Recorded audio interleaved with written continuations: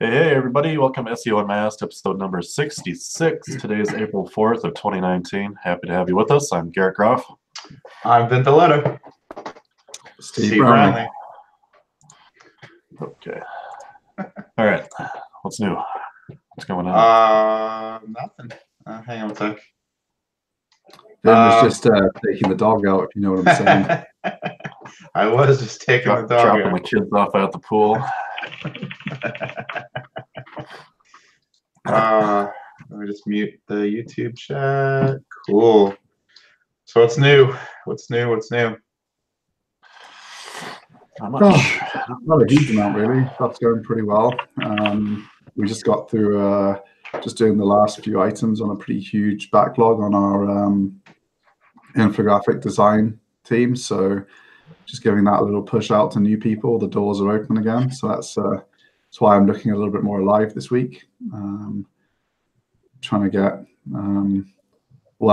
almost half a century of those done in a couple of weeks was pretty tough going on the team, but they're all looking beautiful. So I'm pretty pleased with how it's going. So yeah, new products are great. You guys got to show me some new examples of some of that interactive stuff you're doing. Yeah, I'll send you one we're showing the clients over. It's on one of our own sites that we don't really do much with, but we figured it wouldn't hurt it to have like 10 links. So we got a quick demo. Yeah, they're really nice for the. Most people are going for the basic one, not the fancy one, because the basic ones look pretty awesome with 3 fully animated bits, including the header and stuff. But we've had a couple of people want lots of weird graphs and stuff, which costs $500-600 more. But with the basic ones look pretty beautiful, I think, for $895. So and agencies can resell them for like $3,000 to their clients. So if you're watching from an agency, hit me up and I'll show you them, because I think it's more profitable than doing the links for some of the agencies that are reselling these now. Nice.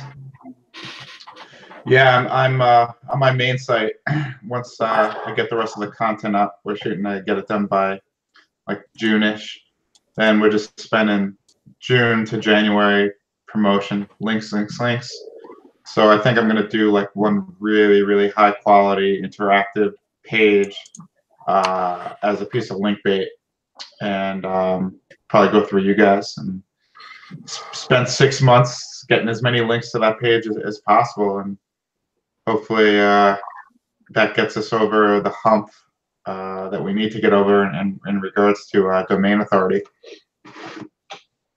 Yeah, it takes a while. We found that with our site that Garrett's working on in the health space. Like, it was just nowhere for ages, and then suddenly everything's on page 1 and new shit he's posting is jumping straight up. So it seemed to take a while, like a full year of grinding it, and then suddenly it popped.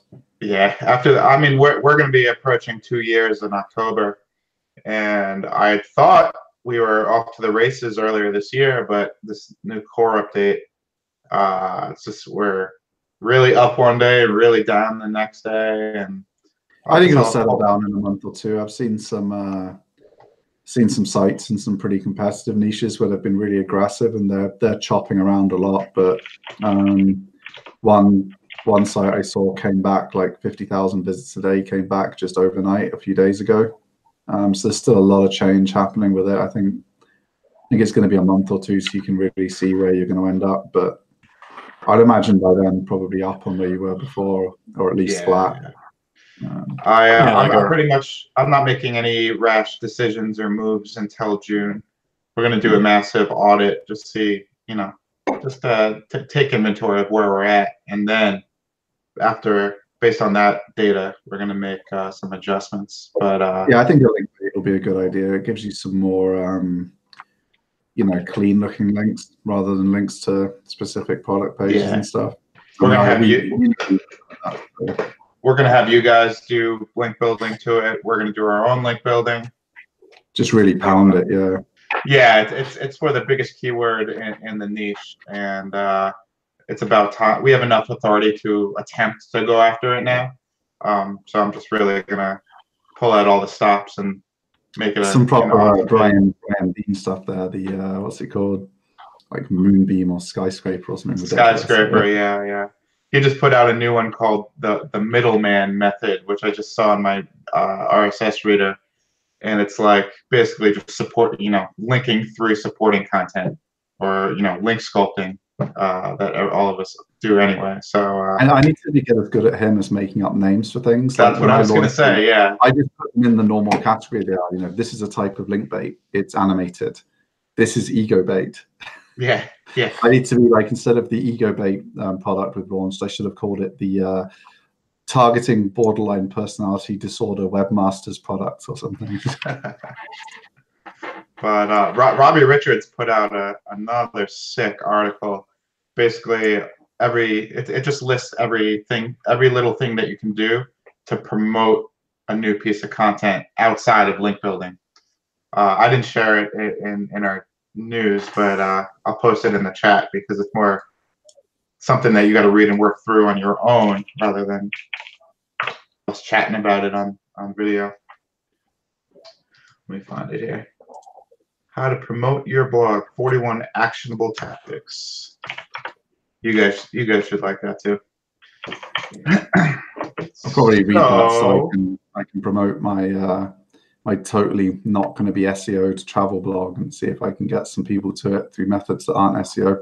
I used to enjoy that stuff back in the day. It used to be all Garrett and I did back in the poker days, traffic leaking from all over the place, trying to trick PokerTube into putting our totally advertorial videos up for free and putting them in their feed. Yeah.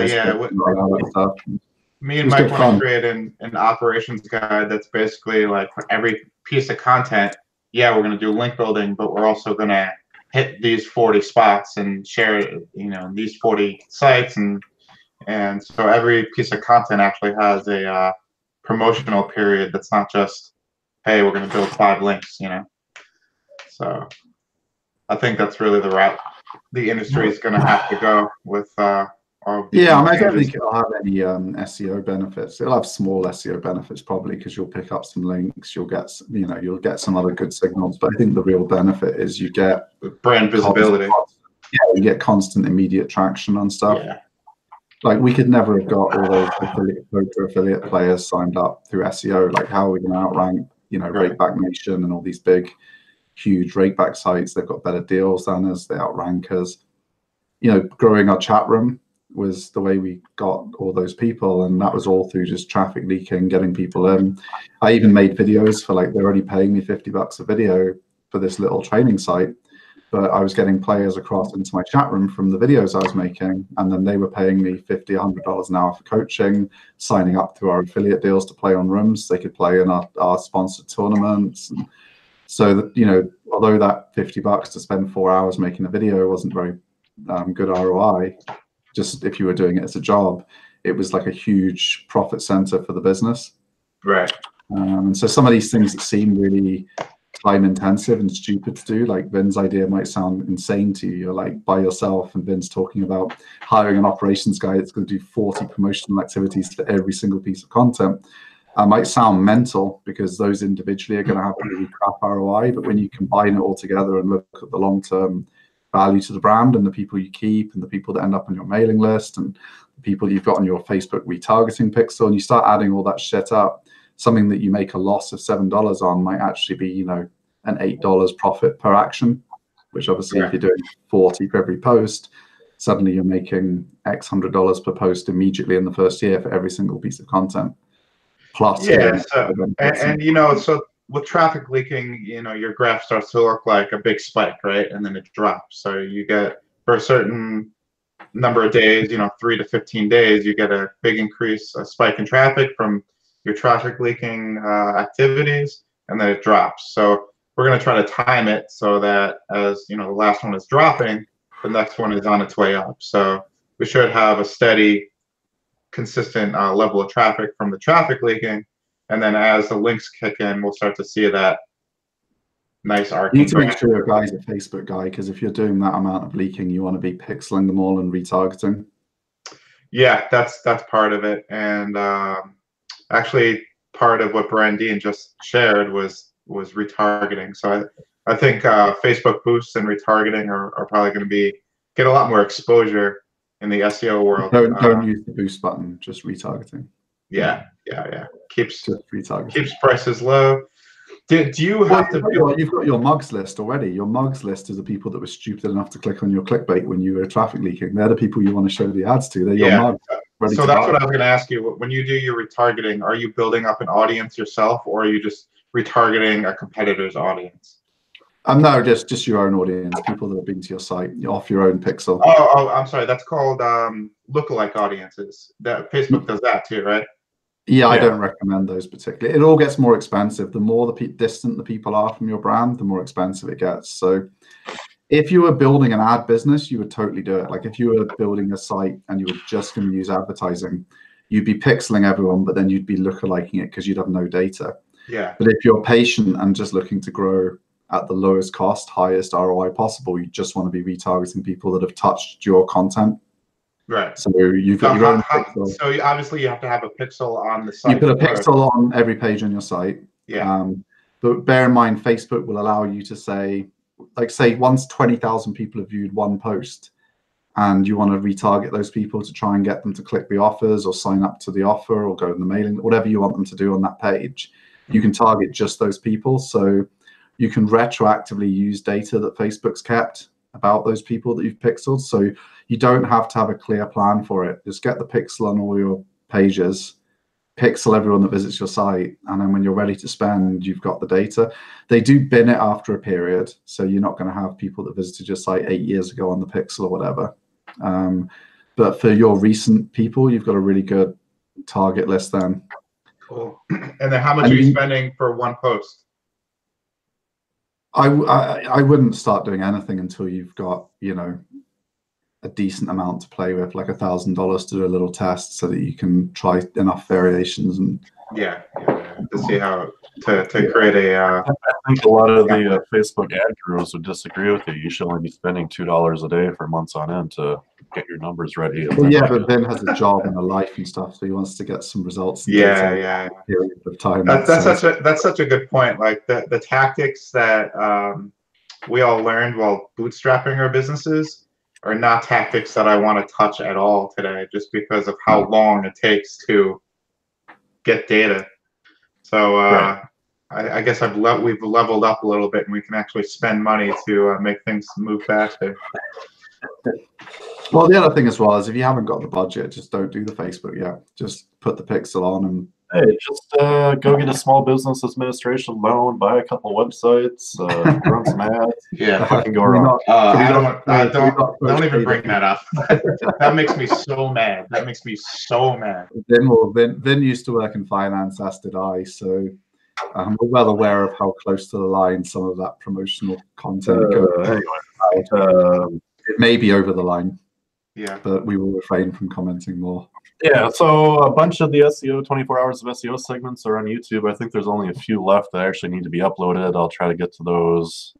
Hopefully you're skipping the uploads for our presentations this year, because we were like zombies. Oh yeah, we're not getting uploaded, no. Yeah, cool. I actually don't remember what Steve and I talked about, to be honest with you. So my brother's exact comments in the chat were, "What the fuck is this?" I don't know. I really don't know what we talked about. Links? No, the travel points. But but my computer crashed right before we were due to come on, and I had all the tabs open with all the flights already searched for and all the point searches. So we kind of went in cold with like, okay, we have no actual data to share with you guys, just our general opinion. So it kind of sucked. And I was just I was so tired at whatever time that was. I was just like reading off my notes line for line, like with no energy or personality. Garrett and I are going to start putting out some travel content, especially because we've done a lot with Vin on this channel. We'll do a final update in a couple of shows' time with how we ended up spending his budget plus points to get him. The plan changed slightly because it was more optimal to use the points within the US and use the cash part of his budget outside the US. But he's got some free flights. He's got some free hotels. Yeah, I'm happy all around. So some very comfortable flights too. Yes, and for Yeah, those of right you, now, yes, very comfortable flights. for those of you that want to fly Delta, I just got a little email. I think Vin took advantage of it. I can refer people to the Delta Amex Platinum card, and you get 75,000 Sky Miles plus 5,000 Oh, I thought that was Medallion qualifying miles. Is that still going? No, it's still Yeah, I going actually for just me. got another email from Amex directly about it, so they're still running it. Oh, gotcha. But so let me ask you, the Delta Platinum, is that on the same tier as like the normal Amex Platinum, or is it just completely different? No. Amex Platinum is a charge card, right? And Delta Platinum and is it's a way credit better. card. Yeah. Those Delta credit cards, which is, it's funny, you get 2 points per dollar spent on Delta purchases, right? Otherwise, you get $1 or 1 point per dollar spent. If you get the Amex Platinum or the Amex Gold charge card and you select travel as your main category, you get 4 points per dollar spent on flights. So you can take those $4. Is that they're putting the margin towards your MQM.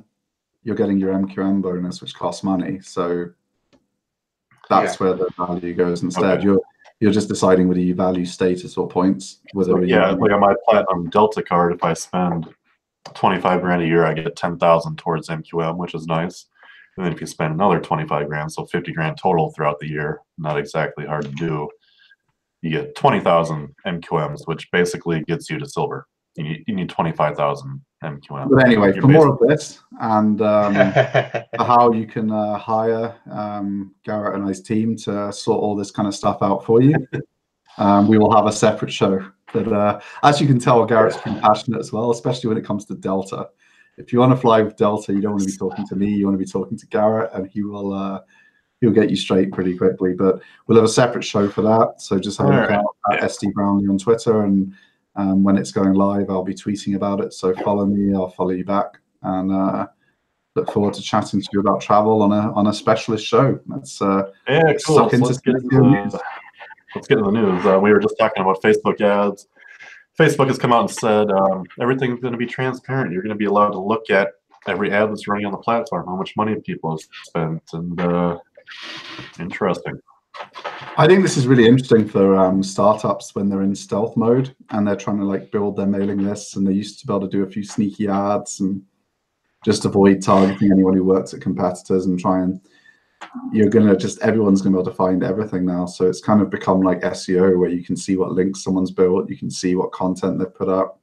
Now you can see what ads they're running without buying loads of competitor analysis tools. It's just all going to be there for you. So I think this is going to be awesome for people that love advertising and just want to see what everyone's up to, look at some creative ads, look at some people that are spending some big money. I think it's going to be awesome. I'm going to probably Now, is this only for political campaigns, or is it for anybody running ads? It says all active ads in the title, so I assumed it was everything. I haven't had a play yet. I'm going to have a play in a couple of weeks, and I've got a day to spend. I'll just probably spend a Sunday looking at it. Wow. So you can actually see, wow, if you can see all of your competitors' ads, then that kind of levels the playing field a little bit, doesn't it? Well, it's how the world used to work. Like when it was on TV, ad agencies paid someone to watch all the ads. Yeah. It's just kind of made it the same as how things used to be. Interesting. I think it's going to be super cool. I'm probably going to waste a lot of time on it. But... Cool. This Martin McDonald tweet, I didn't really understand. All right. So remember we spoke on the show about 6 months ago about how there was that thread on Hacker News where one of the programmers was really confused that he had all these really shitty WordPress plugins that had like 4,000 users. Mm-hmm. And people were offering him $5,000 to buy them off him. Right, yeah. And he was like, I don't understand. What do they want from them? And of course, it was for hacked links. Martin McDonald's come out, not only outing himself as someone who used to do hack links through WordPress plugins, but he also outs Rand's buddy who had the beef with Mueller at Google. He was actually the one who got him into this hack links thing. But what was really interesting about it, it was talking about the Levenstein distance, which turned out to be a lot more interesting than I thought it would be. It was to do with the difference between two things in the minimum number of changes. So you can use it to work out where you can hack your link in with, and I'm not suggesting anyone should start doing hack links. It's illegal.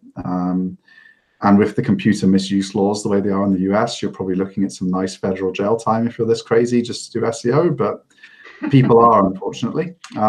But just from a pure maths and geekiness perspective, I thought it was really interesting how it would allow you to work out where in a document you could best insert something with the minimum amount of changes. Because I kind of imagined these hack links fuckers were, had a bunch of cheap $2 an hour workers overseas going through these articles, slapping them in. It seems like some of the smarter people doing it were able to do it just using code and this Levenstein stuff. So that's worth a read if you're kind of a bit geeky about what people are up to in the dark side of SEO, and you like to keep on top of the risks. One thing I will say is if any of you have law firm clients that have worked with less reputable SEOs in the past, take a really deep look at their backlink profile, because it seems to be one of the main niches where hack links have been sold to legitimate firms in really huge numbers. I'm finding it during my research into hack links, really, really huge numbers. And it has pretty significant, like some bar associations can actually disbar the firm for breach of advertising rules, because it is an advertisement for the firm that they've obtained by hacking someone's website. And the fact that someone else gave it to them doesn't necessarily change whether they're liable for the risks. So if you work in the legal sector, that's definitely a chargeable thing you can waste a lot of time on, really thoroughly auditing that stuff for work that previous people have done, because it's a pretty big risk. And I can tell you from experience, if you're able to prospect within the legal sector and uncover firms that have hacked links, that's actually will be a very good selling tool for you. Just presenting the problem and showing you how you can fix it, along with some historical case studies that has shown that you've done this in the past. The law firms are very receptive to that. Oh yeah, 100%. I mean, we don't work with many law firms anymore, but all of the recent ones we've worked with, including ones that are current clients, had issues in their previous backlink acquisition strategy, I should say, to be polite, to this mess that they, and some of them had spent serious money and basically got nothing.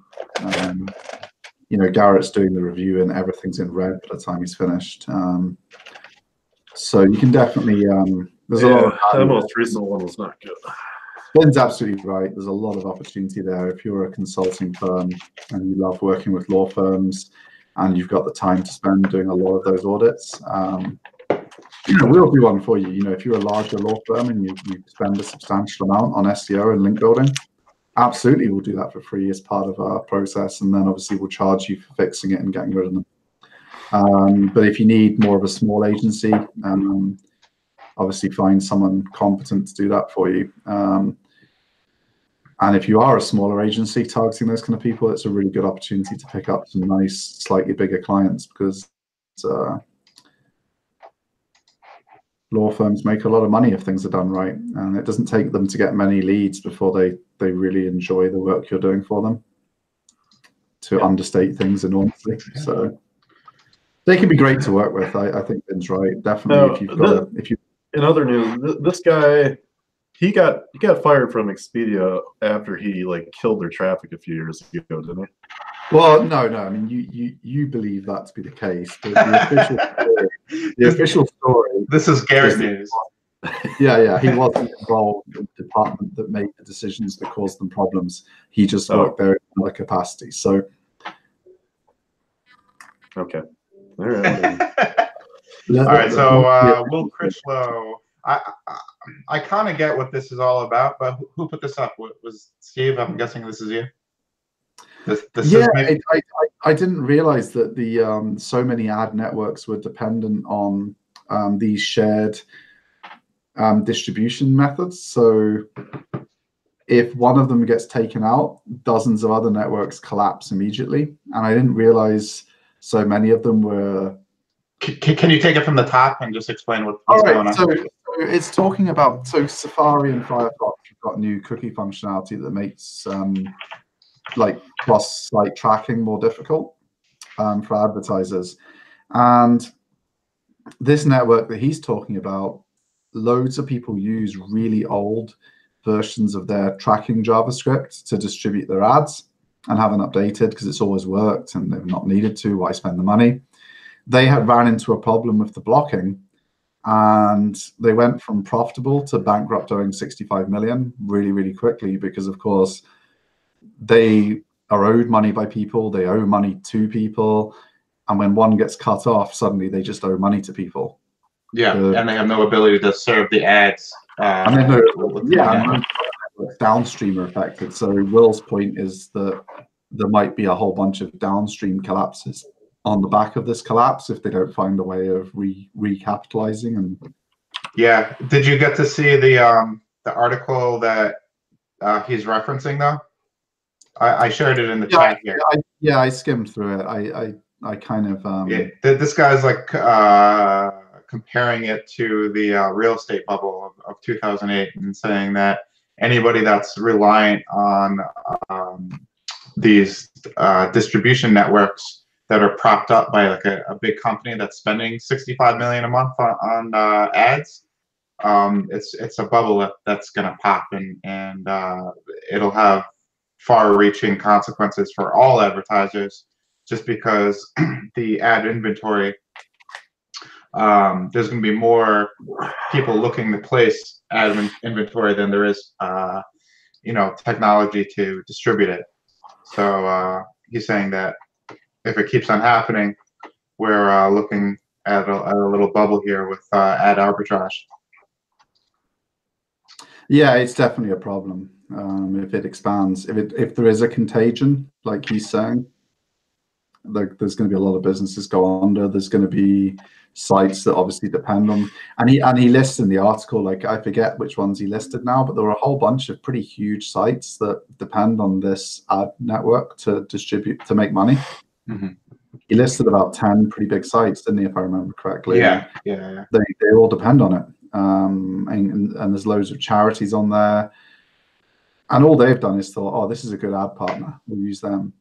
But of course, if they've gone out of business owing 65 million, they're not paying out this month's payments to people that have run their ads already, let alone future months. So it spreads really quickly, this kind of contagion, as we all know from the mortgage days. Yeah. It just takes one big player to go under, and suddenly the dominoes fall. So I do think he's probably right. There's going to be a lot of smaller players that were relying on these networks that suffer, as well as, all of their dependent networks collapsing as well. Yeah, I agree. I see that Mr. Steve got to chat with Dr. Pete on Twitter here. He didn't respond, but got a couple of likes. Red reader app, isn't? Oh, that's the article. Yeah. No, he liked both my posts. Yeah.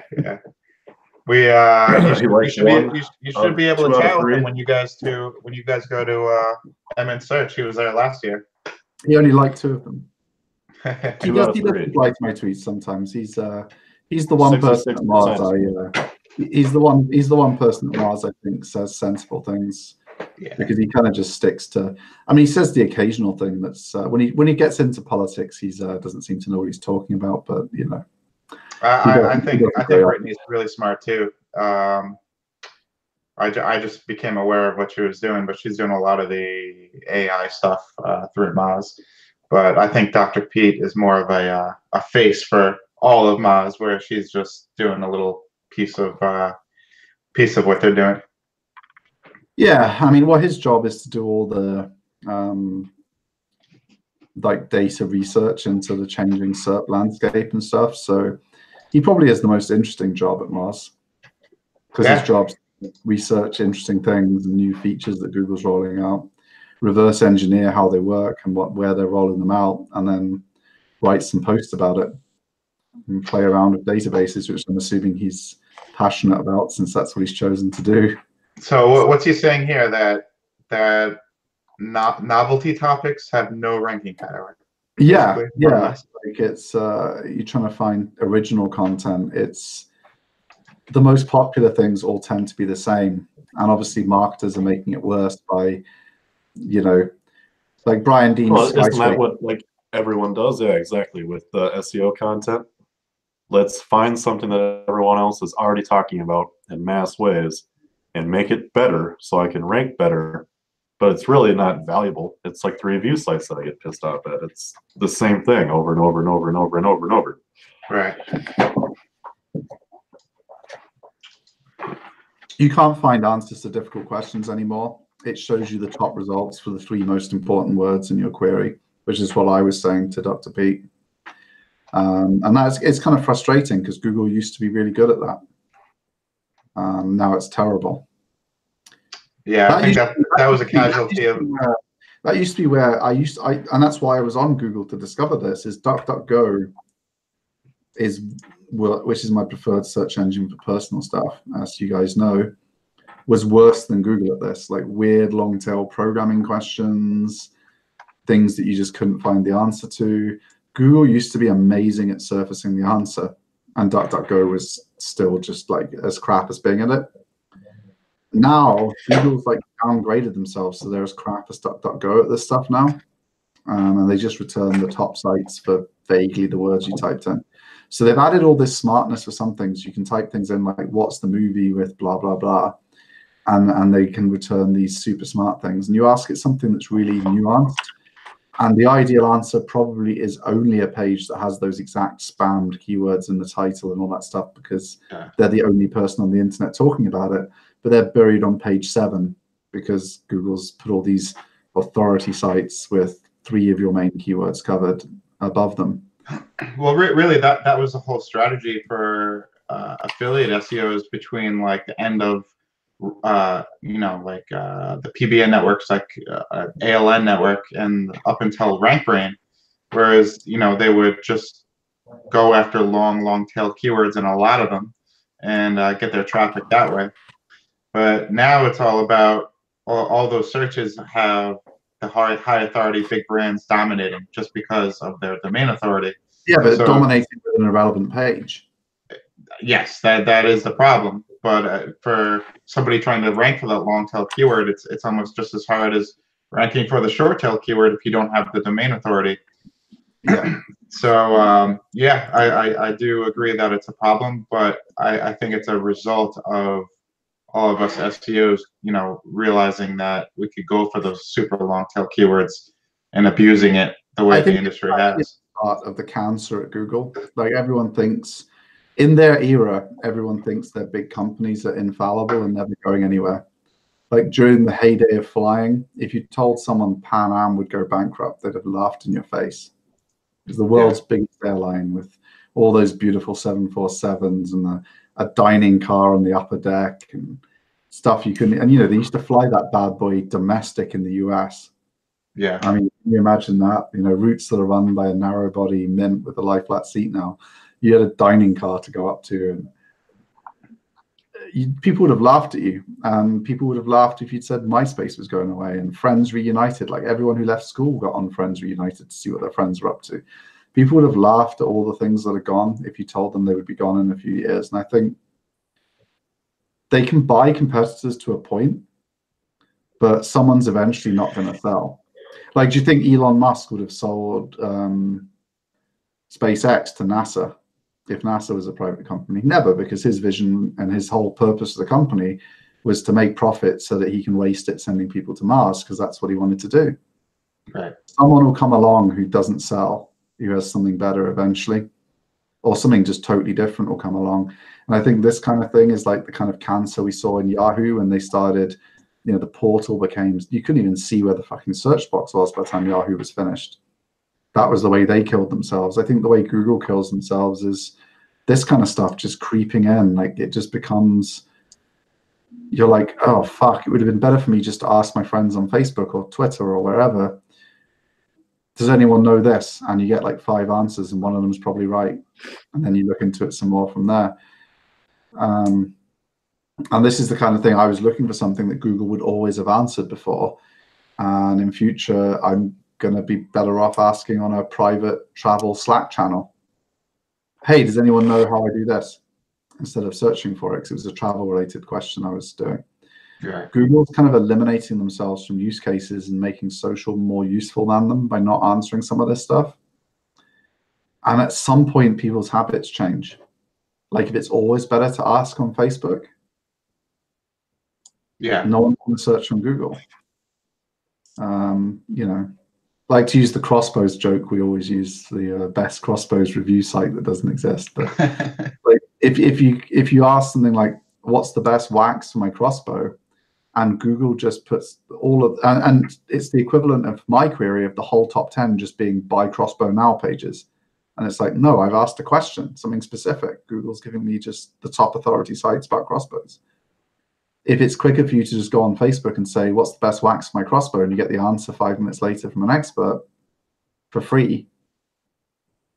That's what people are going to do. And once people's habits change, it's permanent. Like Google dominates now because of people's habits.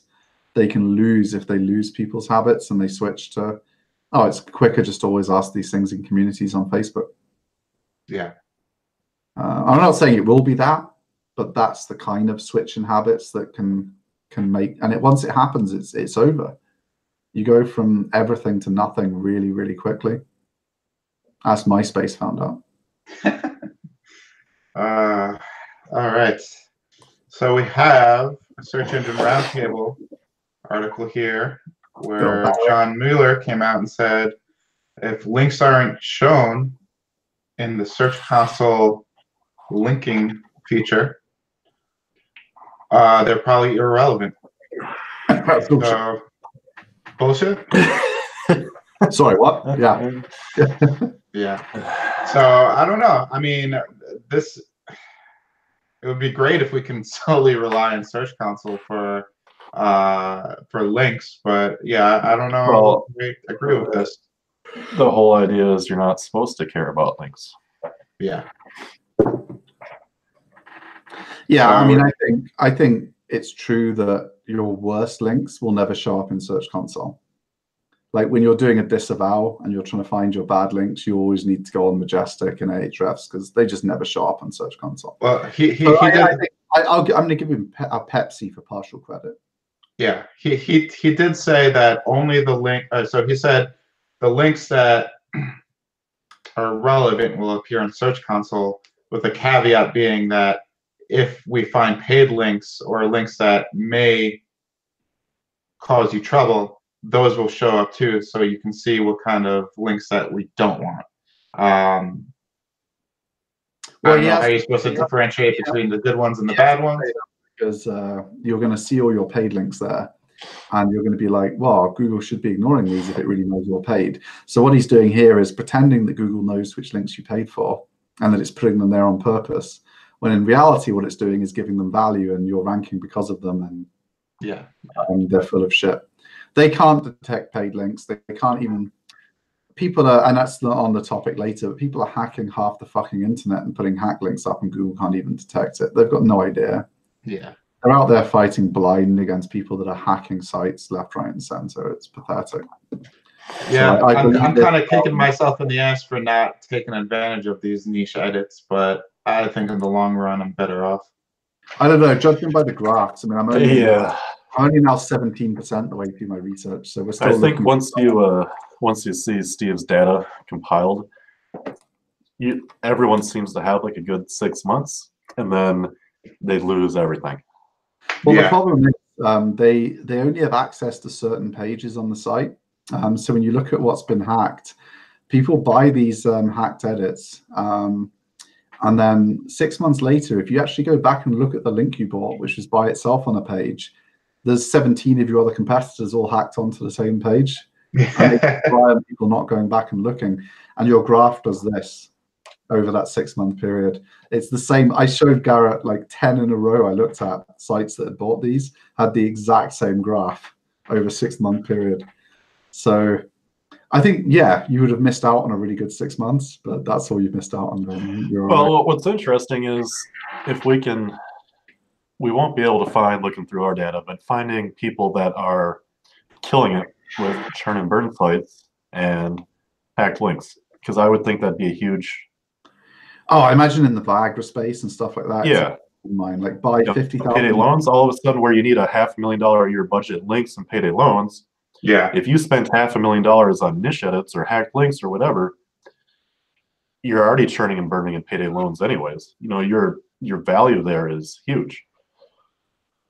You just need access to a giant network of those niche edits, and that you can drop all at the same time. And if that happens, you should be able to.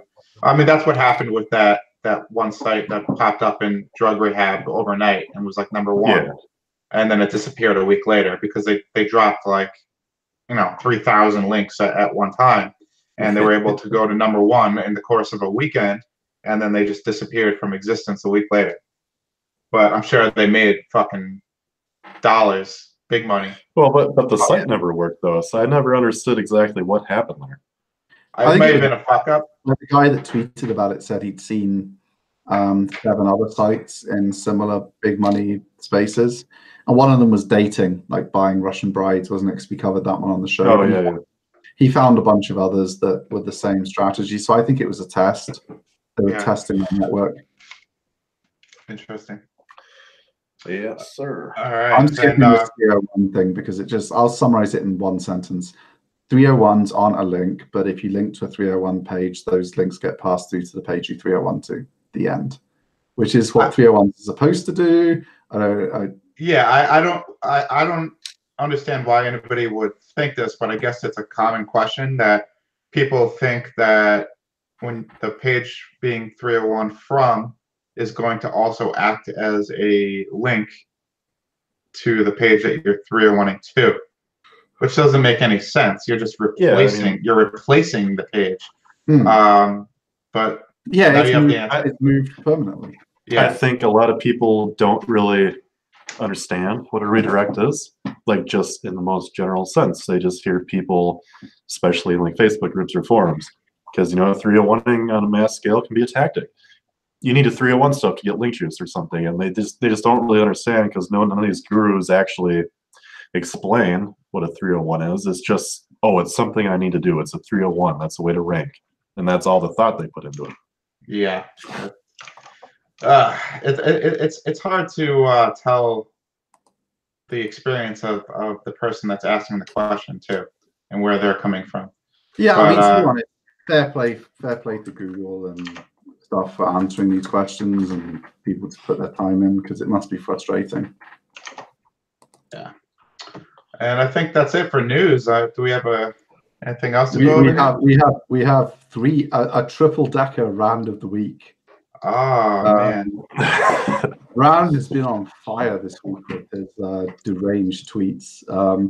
So the first one he tweets out is the way the New York Times writes about SEO is just embarrassing. Not sure if these are just failed attempts at making the practice accessible, or if the writers just never bothered to do research. And I don't know, looking at the titles, they all look like perfectly reasonable titles. So fake locksmiths may be out to pick your pocket too. That is a problem. We know, we've discussed on the show 100 times.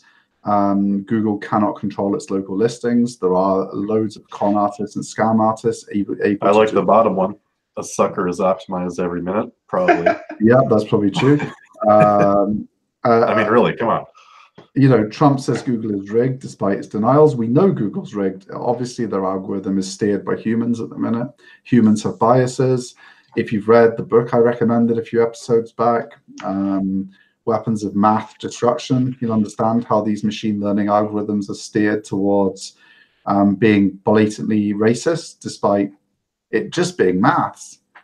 The human biases that went into the algorithm lead to the algorithms being more racist than the sheriff on Smokey and the Bandit.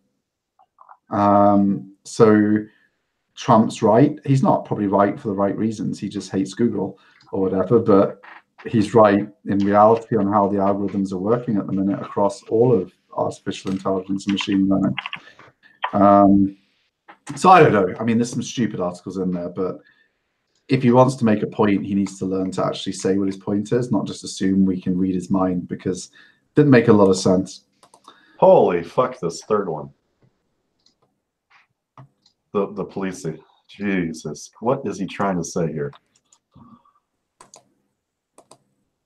Oh yeah, I'll get to that one in a minute. So the next one is just bigging up the male feminist thing. So Barry Adams tweeted, "Many of us aren't reinventing ourselves as feminists. We've always been feminists."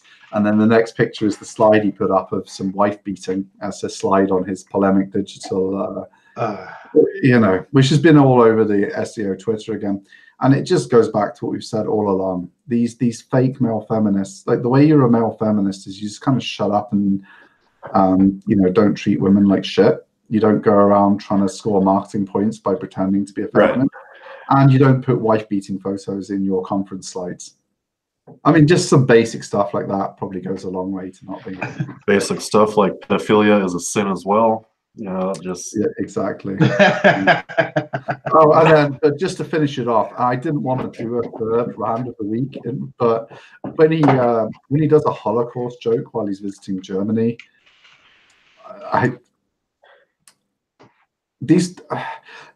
he accuses John Mueller of being racist on the basis that there's a discussion. Why would the German police be suspicious of you? Do you have a reason they should be suspicious? Do you have a guilty conscience? Why would the police be suspicious? Like, I know most people. What he was doing at the time was an artist asked him to mind her stall while she fetched her truck to take her artwork home because there was no parking on the street, so she needed to run and grab a truck, and then so he's standing there in front of all the artwork, and the police are staring at him. I question the validity of this actually happening. Oh, I doubt they stared at him. I believe the police drove past. Just looked in the window and kept going? Yeah. Like, and that's the police do, and one would hope their job is they were and then number two, they were let's say the police did come and speak with him. Is he just going to play the Jew card and say, like, I'm Jewish, you can't touch me? Is that his point? I'm really confused on why this matters at all. Yeah, it doesn't. It matters because it brought more attention to him, which is what he thrives upon. Have you not seen his flowchart? Amplify. It's all about amplifying things that meet your personal goals and mission. I don't know what his personal goal and mission is. Is he going as far as to say... Guys, wait. Just so you know, SparkToro.net is offline. It's gone. I know. I got really pissed a couple of weeks ago. Offline. Oh my god. Yeah, I was pissed off. I was like, no way. He's got some good lawyers anyway, I guess. Because there's no way someone just takes that site down without getting sued or something. That's just crazy. I don't know what to say. I hate this industry. If someone wants to, if any viewers want to buy like one of the other TLDs, like SparkToro.xxx, and put that bad boy back up, we will pitch it on the show every week as long as you can resist Rand's lawyers. Which is also just. Go ahead. Never mind. Yeah, we'll just keep going. I had seen in one of the SEO groups on Facebook, someone noticed in the SERPs that they're testing. You got a listing for a website, and it will say 4 cited sources or has been used as, I can't remember the exact words, I forgot to screenshot it. But now you can see in the SERP which sites are linking to that result, that web page. And it's interesting that I don't know what to make of it as, are we trying to be, in Google's point of view, trying to be a little more transparent in stuff? I don't know how to put it into words. Like more scholarly like, an attempt to say this is why we're ranking a page, because we have these 8 sources linking to this page, and then you can look and say, okay, yeah, it makes sense for Harvard to be linking to this page, or dogs.com/best ball in mouth or something, and yeah, I think it does. I think it's an interesting feature. Yeah, I haven't seen it. I haven't been able to read. I don't think it's right. I haven't seen it on anything. I haven't seen it at all, and I was wondering if it was real, because now I'm wondering if when I saw it either yesterday or the day before, was it left over from April Fool's Day?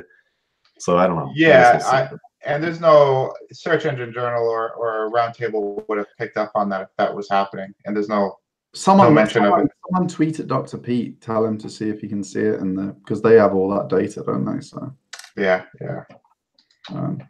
So Garrett's second one was just, I mean, we've already talked enough about this, but yeah, like hack links can now also be called content edits apparently.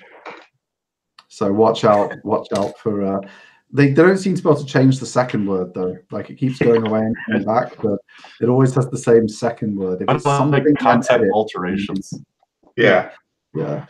Content tailoring. My super quick product review this week is so a lot of you are probably pissed off if you've if you're in the marketing world specifically, your Twitter will get followed endlessly by people doing unfollow bullshit. And I only want to be following people who have followed me legitimately. And even then I select from, like I get 10 followers, I probably follow 5 back. But if they're just immediately unfollowing me using some tool, then, fuck them, I want to unfollow them again. And that's what I was using Crowdfire app for. Unfortunately, Crowdfire app was also one of the main tools that those arseholes were using to piss you off with fake following in the first place. So they got banned by Twitter's API. Followcheck.com is a legitimate tool that follows Twitter's rules and allows you to curate who's following you and remove people that have just unfollowed you to trick you into following them and get them unfollowed again and get rid of them.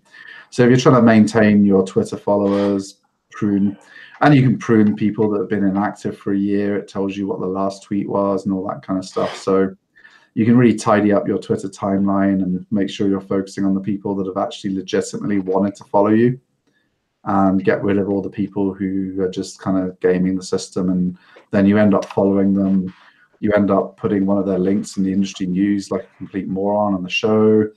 And they only unfollowed you to trick you into following them. So that's a really good replacement for Crowdfire app for those of you who lost your Crowdfire app functionality. Followcheck.com does all the good stuff, and they follow Twitter's rules, so hopefully they won't get banned. Cool. Right on. I think that's it. Yeah, that's it for the week. We have 8 watchers at the end of the show. Thanks for watching, guys. Thanks for staying with us, guys. Yeah. I probably won't be here next week. Why? Me and Garrett will hang out. I might have a guest for next week, actually, so cool. We'll be okay. Where are you going, Steve? I'm in Philadelphia. I may be at the zoo during the time of the show. Oh, I forgot. Yeah, you guys are. I forgot you're going on a family vacation. Yeah, my working hours are going to be split between 5 a.m. and 9 a.m. US time. Did you clear this through our HR department? Do you have enough available PTO? Yeah, I think as long as I do my 8 hours a day, I'm good. Anyway. All right, yeah, thanks for joining us. We'll be back next Thursday at some point. Smash that like button. Email Sassy Steve your questions because no one ever does, and share and subscribe. All right, guys. See you next week. Bye. All right.